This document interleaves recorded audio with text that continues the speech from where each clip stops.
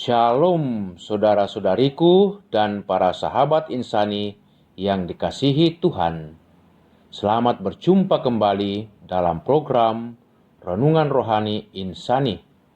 Inspirasi Sabda Allah hari ini, Kamis 22 Oktober 2020, bersama Pastor Agustinus Kalepe, Imam Diosesan Keuskupan Agung Makassar yang sedang bertugas di Paroki Santo Petrus Pangli, Toraja Utara.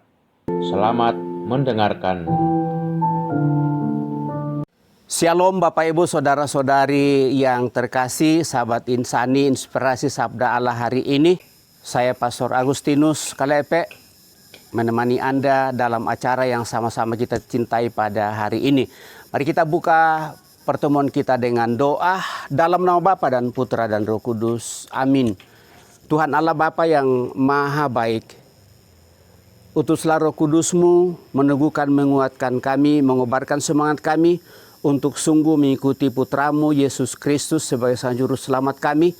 Dan dengan demikian kami boleh mengobarkan api cinta Roh Kudus-Mu itu sehingga kami boleh menjadi saksi-Mu di tengah-tengah masyarakat kami dimanapun kami Kau utus.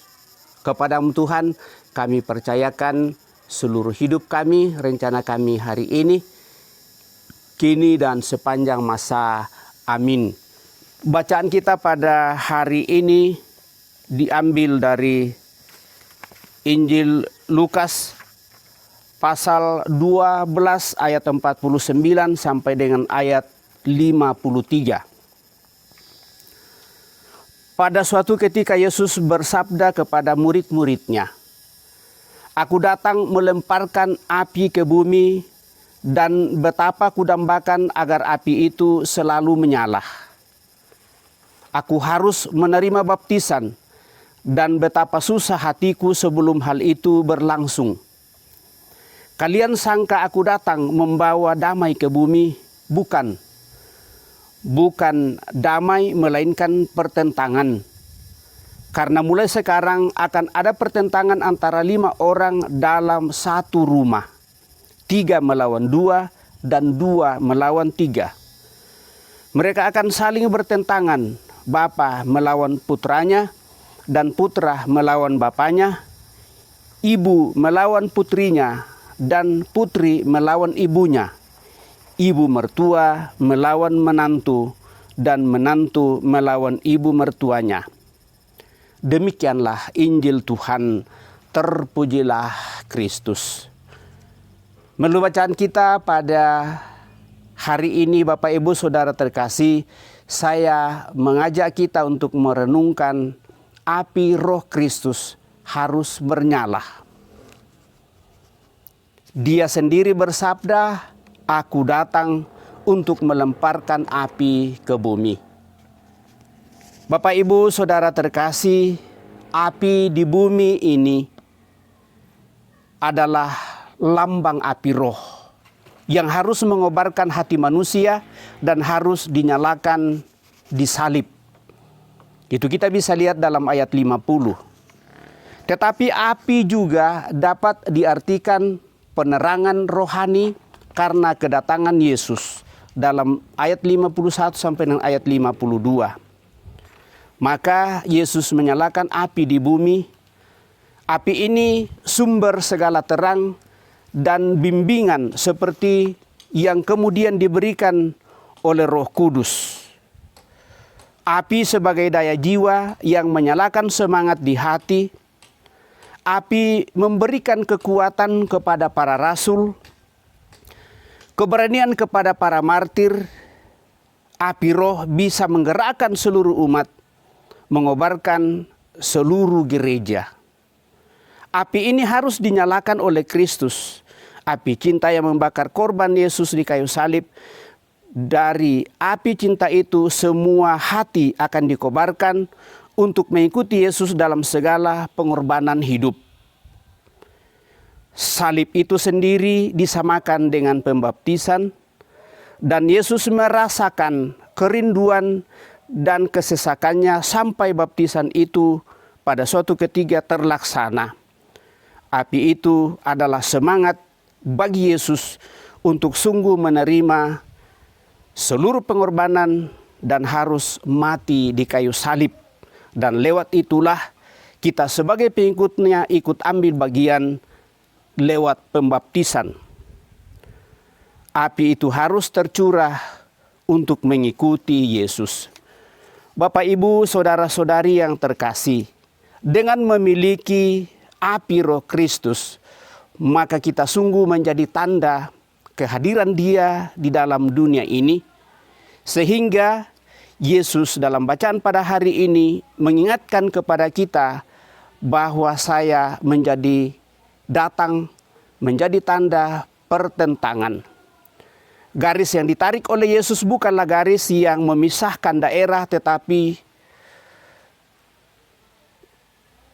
membelah setiap kesatuan, hubungan orang satu dengan yang lain, misalnya hubungan keluarga. Menerobos hati setiap orang untuk menentukan pilihannya antara Yesus atau kemauan sendiri yang tidak jarang bertentangan dengan kehendak Allah. Dan itu seringkali diikuti oleh kuasa setan di dalam diri kita. Maka sebagai pengikut Kristus tidak bisa tidak bersikap netral saja, tetapi harus sungguh memberikan pilihan, membuka kartu yang seharusnya menjadi pegangan dan menjadi sesuatu yang harus pilihan di dalam kehidupan.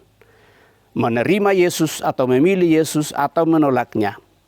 Bapak, Ibu, saudara-saudari terkasih, inilah pengadilan yang terus berjalan dalam hidup sehari-hari bagi kita.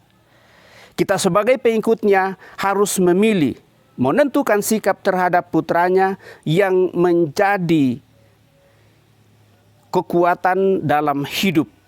Dan dengan demikian ini akan menentukan bagi kita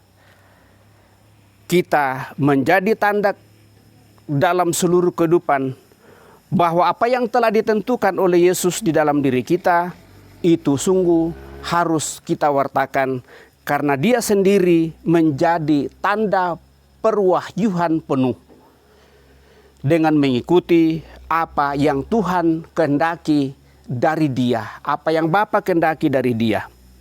Dia datang ke dalam dunia ini bukan untuk membawa damai, tetapi membawa pemisahan, dalam arti bagaimana kita sungguh mengambil sikap dalam seluruh kehidupan kita, sehingga pilihan kita sungguh jatuh pada Dia, walaupun itu seringkali bertentangan dengan apa yang menjadi pilihan kita secara duniawi saja. Maka mari Bapak, Ibu, saudara-saudari terkasih, kita arahkan hidup kita kepada Dia yang telah kita ikuti melalui baptisan. Kita mohon supaya Roh Kudus menguatkan kita untuk sungguh mengikuti Dia, dan lewat itulah kita dimampukan untuk menjadi saksinya di tengah masyarakat lewat seluruh tugas pekerjaan yang Tuhan percayakan kepada kita masing-masing. Semoga demikian. Amin. Terima kasih ya Yesus, Engkau telah memberikan roh kekuatan-Mu kepada kami. Roh api cinta-Mu yang senantiasa mengobarkan kami untuk boleh menjadi saksi-Mu di dalam seluruh kehidupan kami, dalam seluruh tugas pekerjaan Engkau percayakan. Dan dengan demikian, lewat itu kami berusaha untuk setia dan taat kepada-Mu. Karena Engkau yang hidup dan berkuasa kini dan sepanjang masa. Amin. Tuhan serta-Mu dan serta-Mu juga. Semoga berkat Allah turun atas kita sekalian, menaungi mendampingi kita sepanjang hari ini. Dalam nama Bapa dan Putra dan Roh Kudus. Amin. Terima kasih saudara-saudariku dan para sahabat insani yang telah mendengarkan sabda Allah. Saya, Pastor Marcel Lolotandung, mengucapkan berlimpah terima kasih kepada Pastor Agustinus Kalepe. Semoga Pastor bersama dengan rekan frater diakon dan segenap umat di paroki senantiasa diberkati Tuhan dalam setiap aktivitas dan pelayanannya. Amin.